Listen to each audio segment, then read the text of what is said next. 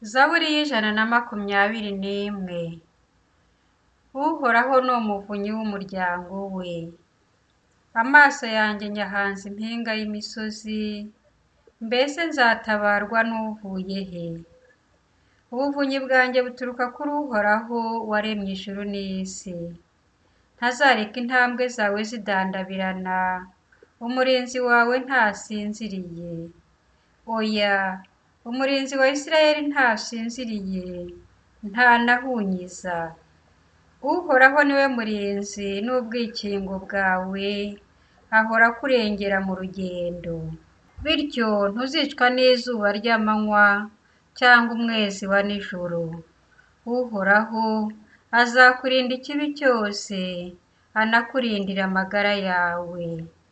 Ni koko, Uhoraho azakurinda kuva uhagurutse kugeza uhindukiye, uhereye ubu n'iteka ryose.